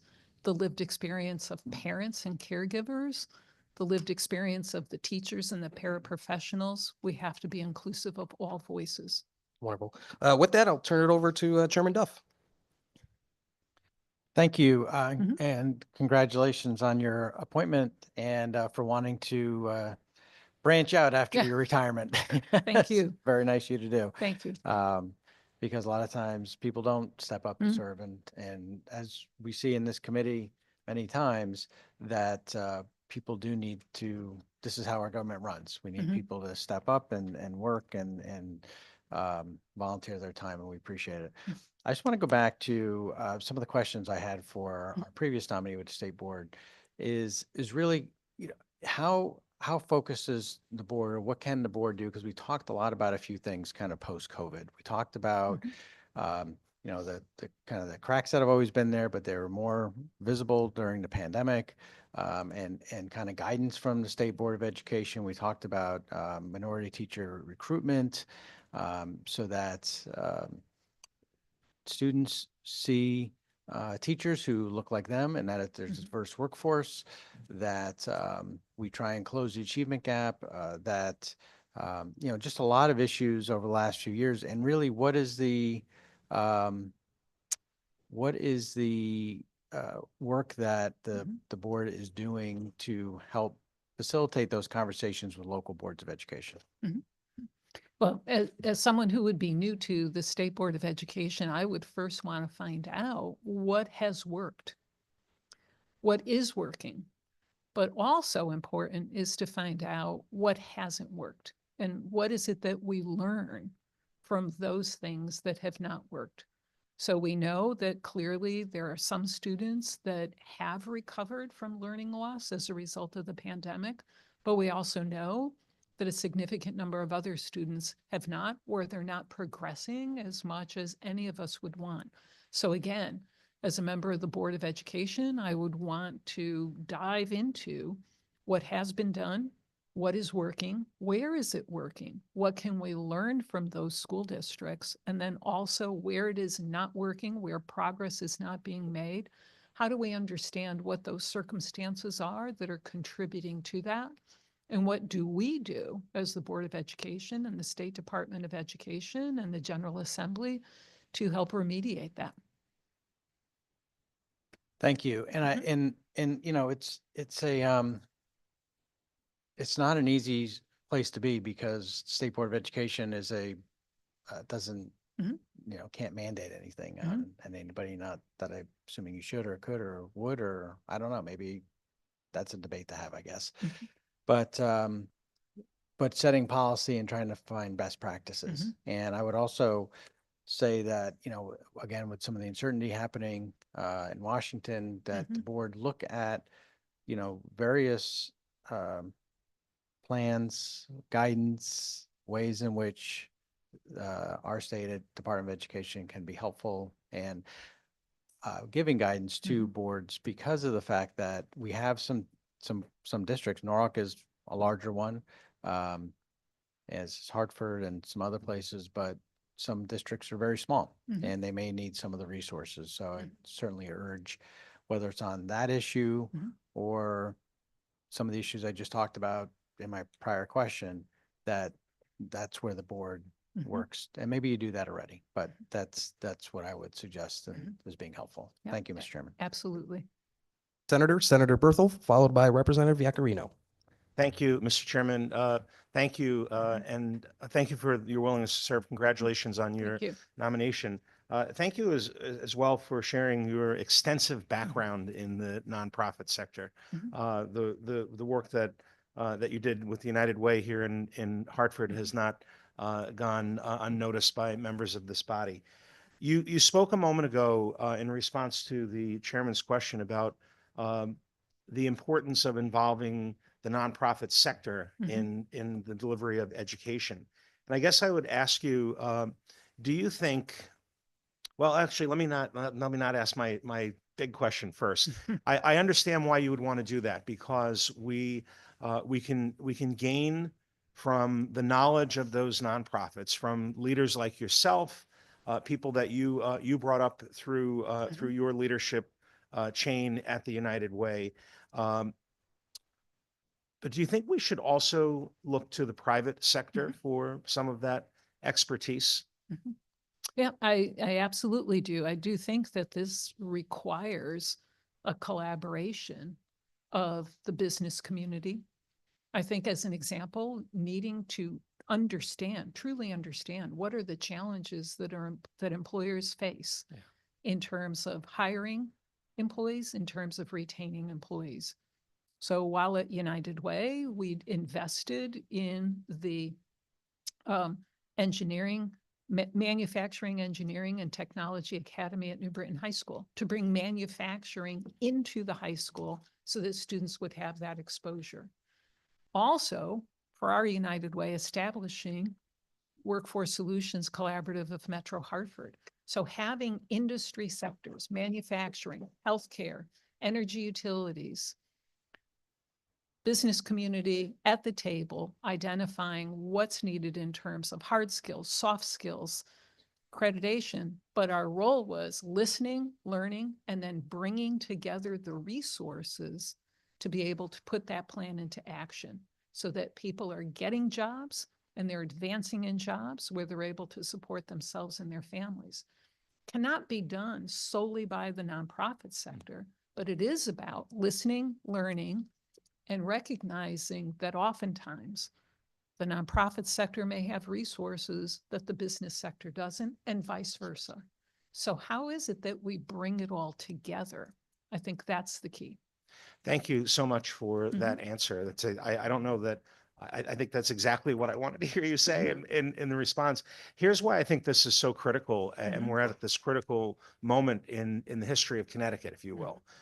We are sitting here between the two greatest cities in the United States, between Boston and New York, and we have embedded within our very little state some of the greatest companies, right, and businesses, and they come to us every year. They come to the Education Committee. Representative Haynes and I have been on that committee most of our political careers up here in this building. But they plead with us to please allow them to be part of the delivery of public school education, because we need to bring up that next generation of employees, whether it's a bank or manufacturing company or whatever it is. Okay.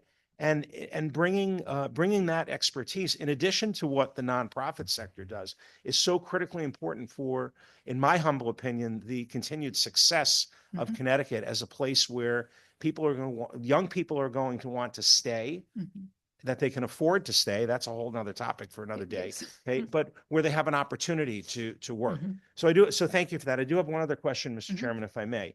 I spoke or asked the other nominee to the board a question regarding reciprocity, and I'd like to tie it to specifically to not really a reciprocity mindset, but more to opening our minds as a state board of education and an education committee to saying that, and this is a request that has come to us through the outside world. Would you be open to looking at someone perhaps like yourself? And I realize that you told us you came out of retirement to do this. Thank you for that. And I admire that. I don't know that I'll ever retire either. I'm not quite there yet. But right now, if you wanted to become a school teacher, I don't know why you'd want to do that, right? But maybe you do. You have so much more that you want to give, and you want to take whatever it is that you were passionate about in the businesses that you were CEO or director that you ran, and you wanted to bring that to a high school business classroom. Under the current law, in order for us to have you do that, you might have to go back to school in order to get certified. You'd have to go through this process that we might even look at and say, it's a little insulting. I mean, this is a person who has all of these years, was the top person at a huge nonprofit. Why would we make you do all of that? And I think we're at a point in time as an education committee where we're trying to figure out how we can bring teachers in and use their so-called work experience, right? To have them not have to go through what a 21-year-old is going through at one of our great colleges and universities here in terms of teacher prep. So the concept of allowing us to bring experienced, mature, successful leaders in and get them into a classroom, is that something that you would consider embracing as a member of this State Board of Ed? I believe that we have to put everything on the table. We are at a critical point in terms of not only the retention of current teachers and ensuring that their skill level is where it needs to be, but also in terms of recruiting teachers. So I do think that there's a piece here to put everything on the table, to take a look at it. And again, what is working, what's not working, what can we learn from that, what can we do about it? And I also think we have to take a look at not only the passion and the experience, but what are we doing in terms of helping teachers to be able to support themselves and their families so that they're choosing this career versus potentially leaving the field.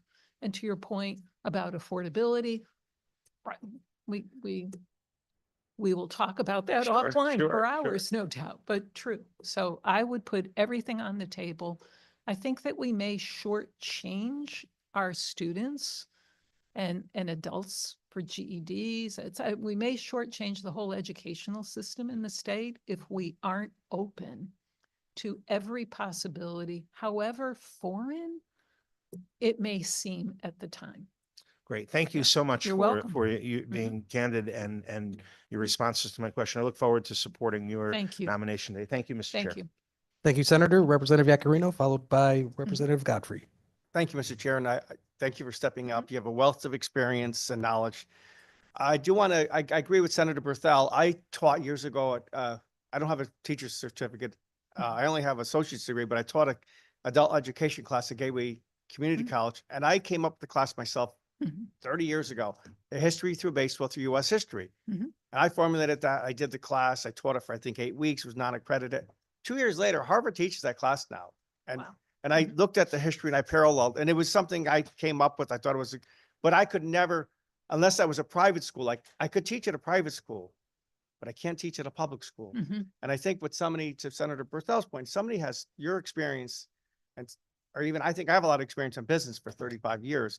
I can't teach, but I think I bring that wealth of experience and knowledge practically and academically. So that's for another day, but I would hope we someday put everything on the table like you had said.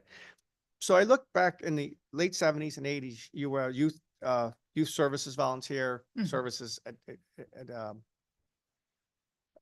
United Way. And then you were youth employment project director. Yep. With that, which is great, big different time then, but hopefully you could bring some of that practical experience to our State Board of Ed for kids to have employment futures. We keep talking about the trades and different trades, but we need to have the practical with the academic. I don't know if you want to expound on that. Right. And at that time, this was when I was with the American Red Cross.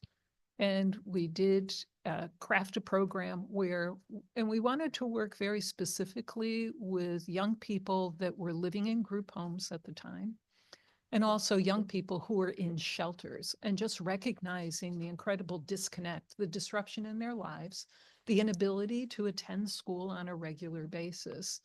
And what was it that we as an organization could do? So again, trying a more integrated approach of recognizing what could Red Cross bring to the table? Well, first aid certification is a standard to get many jobs. So there were certain courses where their certification would qualify you for a job in different sectors, coupled with what is it that young people don't have, even if they can get certification. And for those that are in school and that graduate, they lack experience to get a job. So again, we married together certification that would qualify you for a job with volunteer experiences that would give you practical experience, but also a key, references. So again, just applying that thought process moving forward. What is it that we can do with students in Connecticut that marries together their education, certification, and if they do not yet have job experiences because they're in school, is there anything in terms of volunteering that gives that experience? And I think one of the things that a nonprofit sector would bring is working with young people on what we would consider soft skills that are communication skills that any employer, regardless of the sector, is looking for in their prospective employee.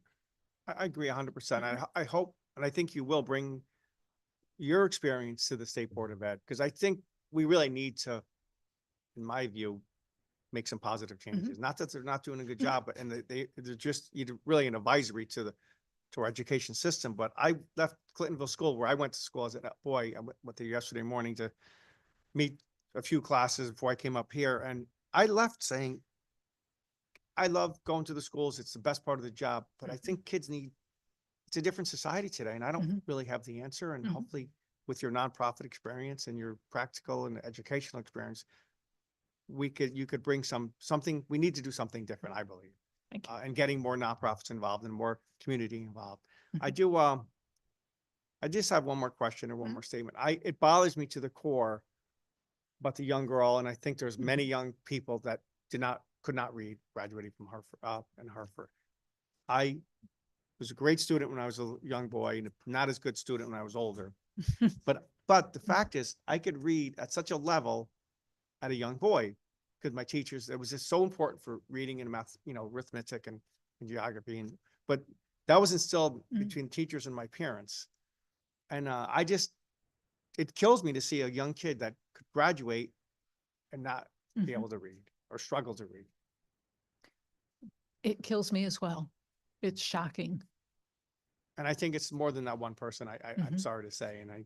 But besides that, I think you have a wealth of experience and I can't thank you enough for stepping up. And if our chairman Thank you. Concepcion speaks to the world of you, I have to agree with him because he's a pretty smart guy. But thank you so much and anything we could do to help. And thank you. Thank you, Mr. Chair. Thank you, Representative. Representative Godfrey, followed by Representative Haynes. Mhm.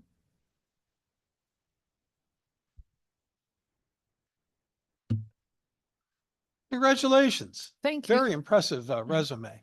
I'm from Danbury. It's a very Mhm. large, I'm an urban legislator. It's a very large school system. It's the Mhm. largest high school in the state. I'm happy to say we, in spite of the overcrowding and the physical plant problems, hoping to open another high school next August. Mhm. Danbury High School provides more new students to the University of Connecticut than any other high school in the state. Mhm. We have a great faculty. We have issues. It's urban. I've got students who speak 60 plus other languages at home as the first language. I have a very big ELL component to teaching. So I just want to explore a little bit some of the things you mentioned in your testimony. Let me start with the Hartford School Readiness Council. Agency-based youth financial literacy program and other full-service community schools. Could you just explain that to me, please? Yep, sure. The Hartford School Readiness Council is the council that identifies the nonprofits that offer early childhood education school and that critical transition. And each community in the state has a certain number of publicly supported or public funds that help to support providing quality early childhood education experiences. The intent being that's a critical piece, that transition from early childhood education to kindergarten readiness to successfully transitioning to kindergarten. So I was one of the representatives on that council. The council itself was supported by and staffed by the city of Hartford. But represented there was the superintendent of schools for the city of Hartford, along with city personnel and nonprofit organizations who had expertise in this area.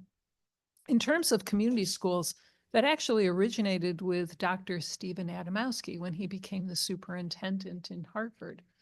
And he met with us at United Way, and he wanted to bring to Hartford something that was incredibly successful in his prior school district, the concept of a community school, where you have a lead nonprofit organization that is a partner with the principal to allow the principal to focus all on student achievement, the academics, the social, emotional, et cetera. And your nonprofit partner works to implement what that school principal and the parent organization intended in terms of wraparound services. So how to bring in which nonprofits that had expertise to support what the objectives were. So again, it's that public-private partnership. We started, we piloted, we then expanded to several schools and were able to bring in philanthropy and businesses along with nonprofits. But again, it was the partnership. The model is based on the partnership between the school principal and a lead nonprofit. The lead nonprofit works to broker and oversee the wraparound services to support student achievement. Thank you. You're welcome. That clears up my thoughts. Mhm. The National Campaign for Grade Level Reading. Mhm. I find reading to be, next to writing, Mhm. reading and writing to be the critical skill, Mm. knowledge set in order to be a success in life anywhere. Even at McDonald's, you better be able to read the menu. It's that basic a set of skills. How did that campaign work, and what are your thoughts on improving reading skills? Yeah, you know, it oftentimes does come down, to something that's very basic, right? Children are learning to read, right? By the time they turn 8, right, then the curriculum changes pretty significantly, and you need to read in order to continue to learn. So the emphasis on get children being at reading proficiency at the time that they start the 4th grade, right? So 3 key pillars to that: early childhood education as that readiness piece, what is done to ensure, to foster school attendance, and the other piece is preventing summer learning loss. Those 3 pieces, 3 pieces. We declared 3rd grade reading as a priority of our United Way. And at the time, Dr. Christina Kishimoto was the superintendent of schools in Hartford, and she also had a commitment to 3rd grade reading. So we partnered together, and we also expanded it to New Britain as well. So again, working with the district, working with parent organizations, working with nonprofits on those 3 pillars. How are they all connect to a child's ability to read proficiently. Our United Way went one step further in that we worked closely with literacy coordinators who advised us as to what would go into training volunteers that would make a commitment to go into the same school once a week for an entire semester to work one-on-one with a student that was identified as a struggling reader, not to read to that child, but to work with that child on the components of literacy.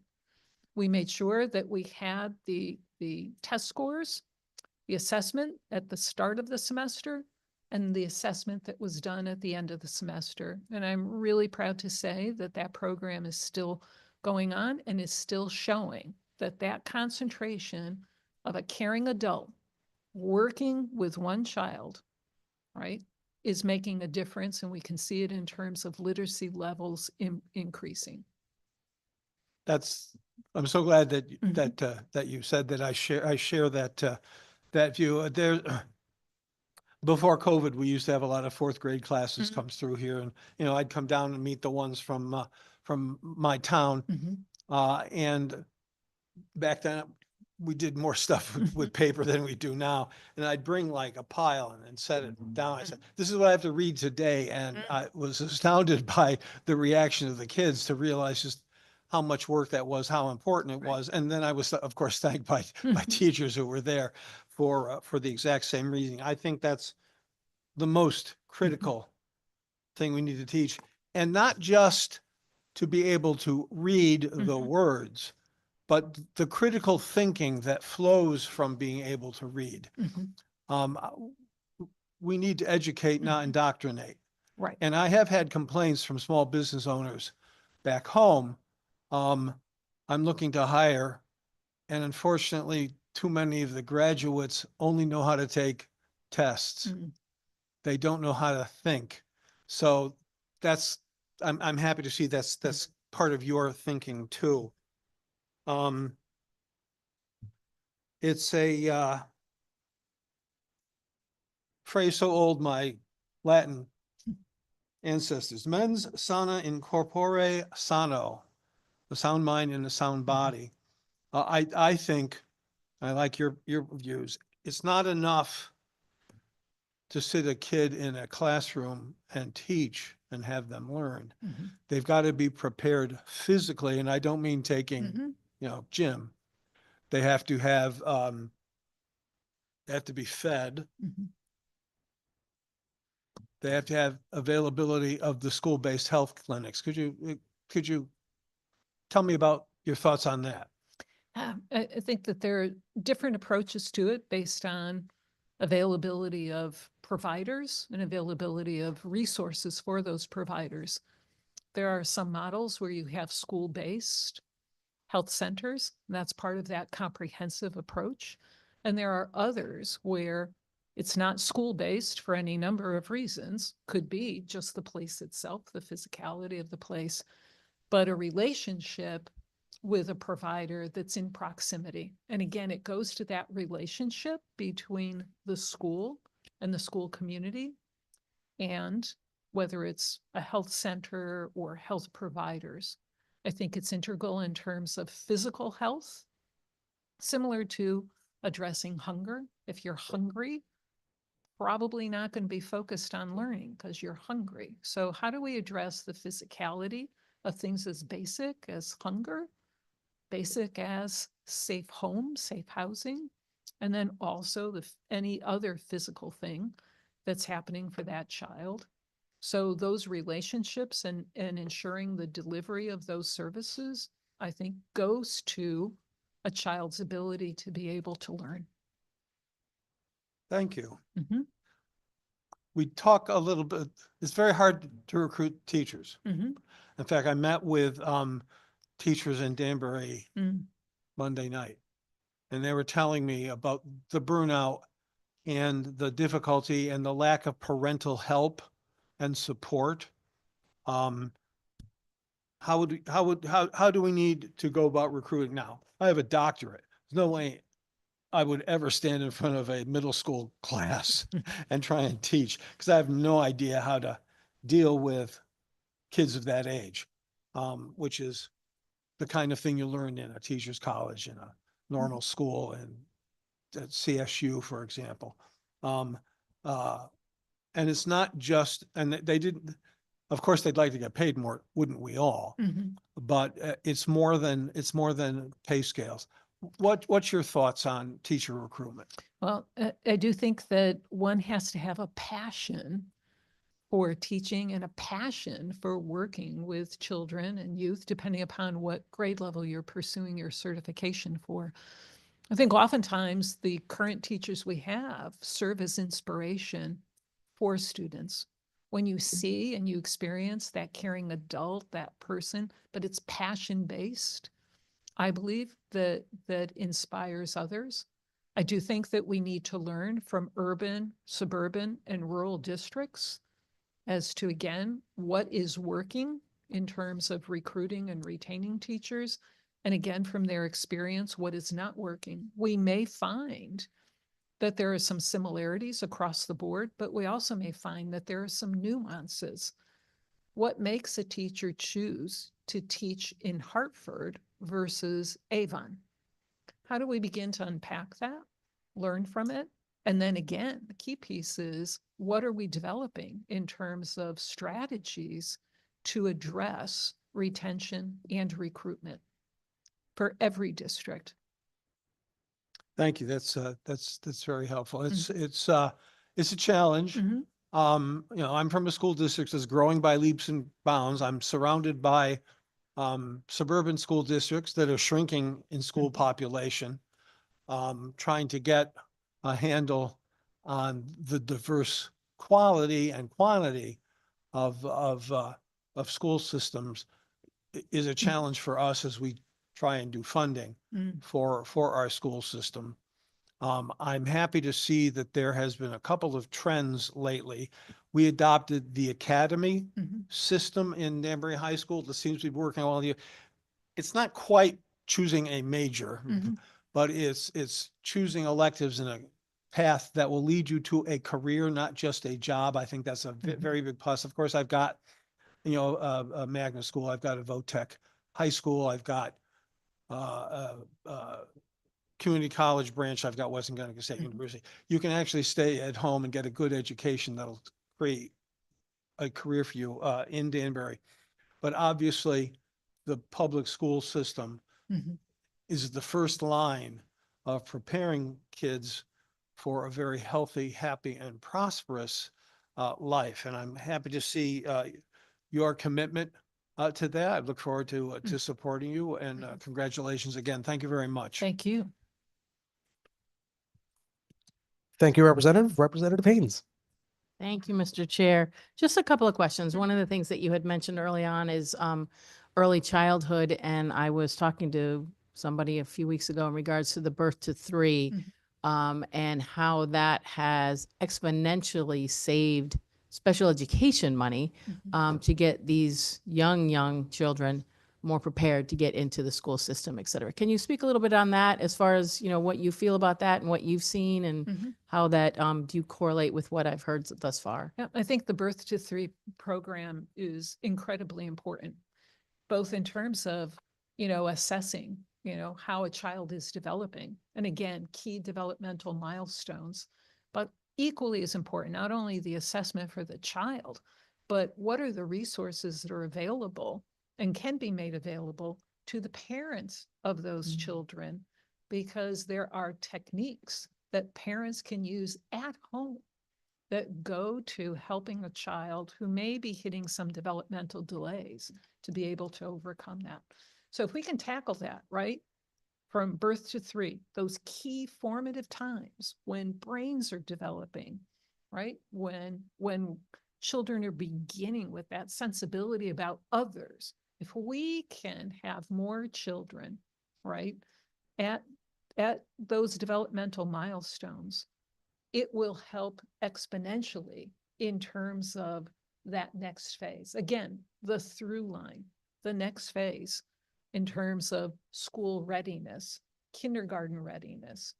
So anything that we can do to foster participation, right, to support parents and caregivers in particular. Remember that parent is that child's first teacher. So what can we do to support that first teacher and preparing those children for the teachers to come? Thank you. Thank you for that. And I appreciate the worldly view that you have. And this is a great, you know, testament to what we've been talking about in regards to finding people in this stage of their life where they're the perfect educators.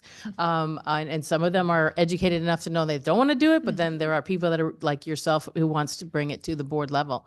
So my last question would be your passion that you spoke of.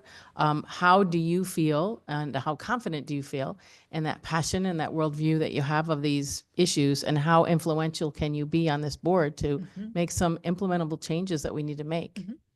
Yeah, well, I would say that my passion hopefully speaks for itself, not only in terms of the career that I chose, but also in terms of recognizing from where I came, right? So my father was the custodian at Stanley Home School in New Britain from the day it opened through 25 years. My father got his GED. I do believe that that GED was a qualification. So instead of just being a dropout, he got his GED. He became a custodian. One of the things that fuels my passion is knowing, even to this day, running into now adults, more senior adults, who were students at Stanley Home School during my father's time there, who tell me stories about how instrumental he was as a caring adult. That fuels my passion as well.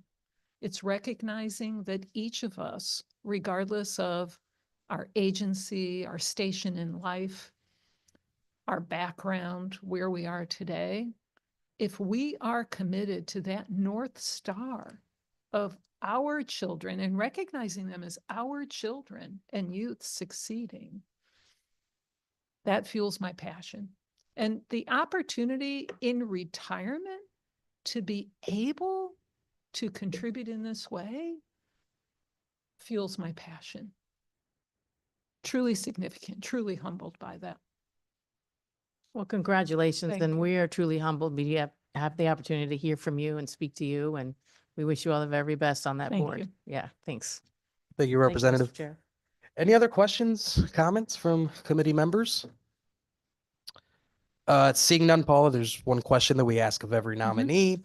Is there anything in your past you believe might prove embarrassing to this committee, to this state, to this governor? No, there's not. Wonderful. Thank you so much. I Thank really you. am honored to take your nomination out on the House floor. Thank you Congratulations. very much. Thank you all very much. All right. With that, seeing no other items on the public hearing agenda, we will adjourn the public hearing portion of the agenda and move immediately into the committee. So I will officially convene the Executive and Legislative Nominations Committee meeting for Thursday, February 11th, 2025 to order. And Clerk, you're good. With that, we'll go right in order. First item is House Joint Resolution for review. This is the nomination of Rhonda J. Tobin of Simsbury to be an attorney member of and chairperson of the Judicial Review Council. Is there a motion? Motion made by Representative Godfrey. Is there a second? Seconded by Representative Quinn. Any discussion? Seeing none, Mr. Clerk, please call the roll. Duff. Concepcion, Yes. Looney, Godfrey, Yes. Berthel, Yes. Yakarino, Yes. Fazino, Representative Fazino votes yes. Bonferro, Cresco, Haynes, Harding, Hartley, Kushner, Linehan, Martin, Nuccio, Quinn, Yes. Rutigliano. Rutigliano, yes. Thank you. Sanchez, Representative Sanchez votes yes. Scott. And Winfield. Thank you, Mr. Clerk. We will be holding votes open till 3:30 today. Next item on the agenda is a Senate joint resolution for review. This is the nomination of Paula S. Gilberto of Farmington to be a member of the State Board of Education. Is there a motion? Motion made by Chairman Duff, seconded by Senator Berthel. Any discussion? Seeing none, Mr. Clerk, please call the roll. Duff. Yes. Concepcion. Yes. Looney. Godfrey. Yes. Berthel. Yes. Yakarino. Yes. Fazino. Yes. Bonferro. Gresco. Haynes. Harding. Hartley. Kushner. Linehan. Martin. Nuccio. Quinn. Yes. Rutigliano. Rutigliano, yes. Sanchez. Representative Sanchez votes yes. Scott. And Winfield. All right, thank you, Mr. Clerk. The last item on the agenda is a Senate joint resolution for review. This is the nomination of Dr. Gladys B. Labus of Higganum to be a member of the State Board of Education. Is there a motion? Motion made by Representative Quinn, seconded by Representative Godfrey. Any discussion? Seeing none, Mr. Clerk, please call the roll. Duff. Concepcion. Yes. Looney. Godfrey. Yes. Berthel. Yes. Yakarino. Yes. Fazino. Yes. Bonferro. Gresco. Haynes. Harding. Hartley. Kushner. Linehan. Martin. Nuccio. Quinn. Yes. Rutigliano. Yes. Sanchez. Representative Sanchez votes yes. Scott. And Winfield. All right, thank you, Mr. Clerk. Our next meeting is currently scheduled for Thursday, February 20th at 11 o'clock. And with that, we will stand in recess till 3:30. Thank you all.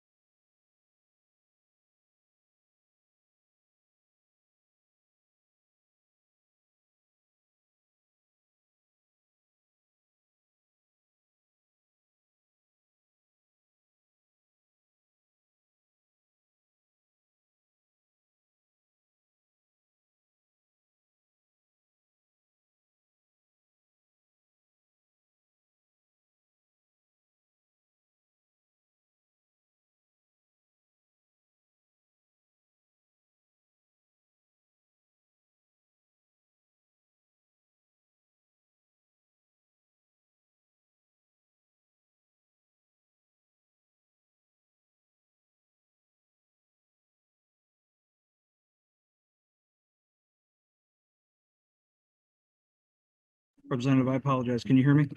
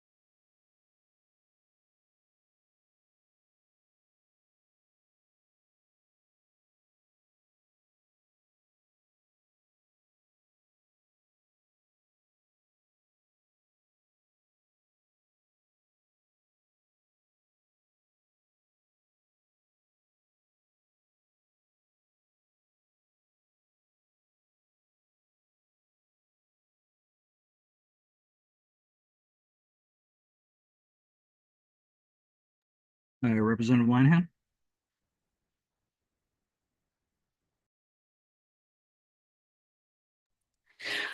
Hi, yes, sorry about that.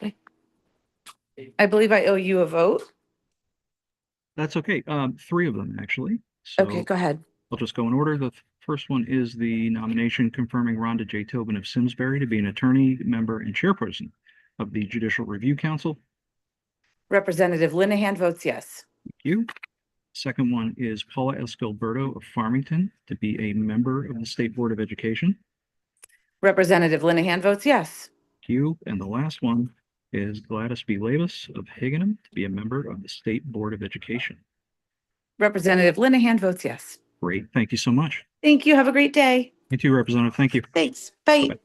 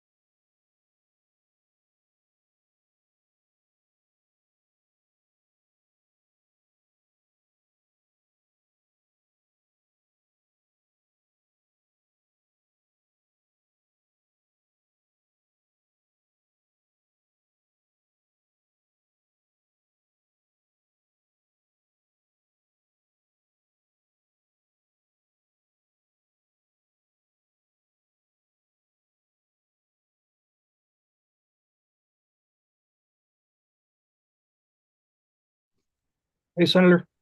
Hi, Dean. Good afternoon. Good afternoon. I have three for you. Just get myself arranged here. Okay, so the first one would be the nomination of Rhonda J. Tobin of Simsbury to be an Yes. attorney. Thank Yep, you. Yes. Right, the next one is Paula Escoberto to be a member of the Board of Ed. Yes. Thank you. The last one would be Gladys B. Labus of Higganum to be a member of the State Board of Education. Yes. Great. Thank you very much. Okay, thank you. Sure thing. Bye-bye.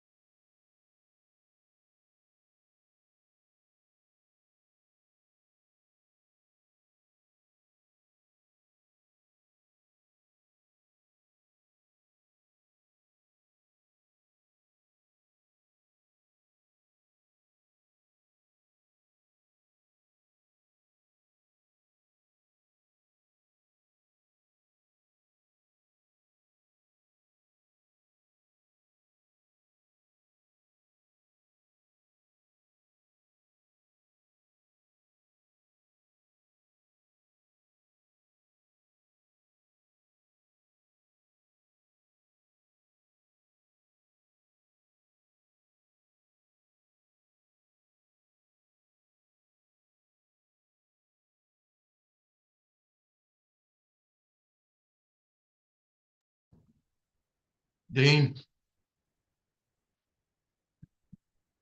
Hey, Representative. You hear me? The last one. All right.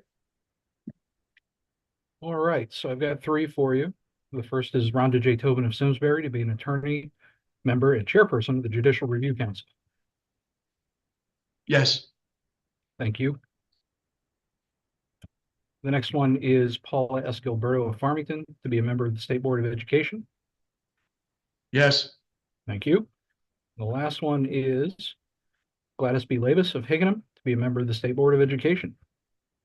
Yes. Great. Thank you very much. Thanks for waiting, Dean. Sure thing. Thank you. Bye. Bye.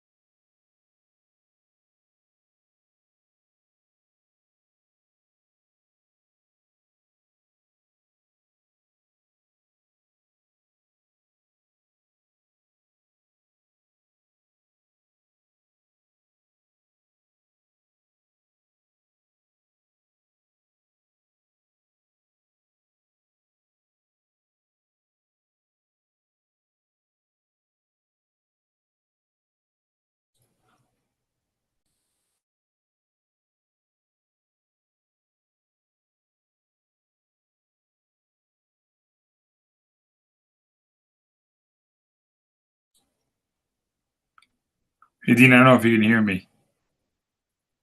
Hey, Senator, I got you. Great. Just Okay. need to vote whenever you get a chance. Yes. I have three items for you. The first is the nomination of Rhonda J. Tobin of Simsbury to be an attorney, member, and chairperson, Judicial Review Council. Yes. Thank you. The next one is Paula S. Gilberto of Farmington to be a member of the State Board of Education. Yes. Thank you. And the last one is Gladys B. Labus of Higginham to be a member of the State Board of Education. Yes. Great. Thank you very much, sir. Thank you. Have a good one. You too.